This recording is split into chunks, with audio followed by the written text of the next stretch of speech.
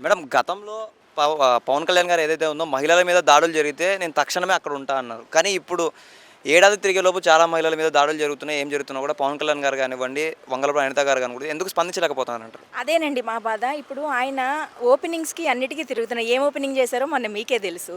స్పందించడానికి ఎందుకంత టైం పడుతుందండి? కనీసం స్పందన లేదు. ఆయన ఎన్నో చెప్పి వచ్చారు. సుగాలి ప్రీతి కేసు అన్నారు. 30,000 ఆడ అమ్మాయిలు మిస్సింగ్ అయ్యారు. అది వాలంటీర్ల వల్ల డేటా బయటికెళ్ళిపోతుంది అన్నారు. ఏది నిరూపించలేదు. చాలా చాలా విషయాలు ఎత్తుకొచ్చారు. లడ్డూ విషయం అనేది నిజం కాదు. అలాంటి వాటి మీద బయటకొచ్చారు. నిజంగా జరుగుతున్న ఈ అఘాయిత్యాల మీద స్పందించమని కోరుకుంటున్నాం.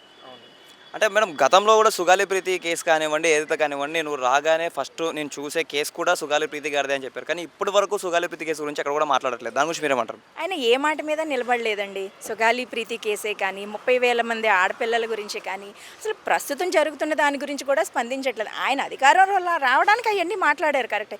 ఇప్పుడు పోనీ లైవ్‌లో ప్రతిరోజు జరుగుతున్నాయి. పోనీ అది వదిలేసేయండి. అధికారంలోకి రావడానికి ఏదేదో చెప్తాము, వచ్చేసాం అధికారం కాబట్టి ఇప్పుడు మేము అవన్నీ పట్టించుకోవాల్సిన పని లేదనుకుంటారు. ఇప్పుడు జరుగుతూ ఉన్న దాని మీద స్పందించండి కనీసం. ఆడపిల్లలకి రక్షణ ఇవ్వండి. మేము వైఎస్ఆర్‌సీపీ మహిళా విభాగం తరపున ఎప్పటినుంచైనా ప్రతి దానికి స్పందించి, స్పందన ఒకటే సరిపోదండి, యాక్షన్ తీసుకోమని డిప్యూటీ సీఎం గారిని కోరుకుంటున్నాం.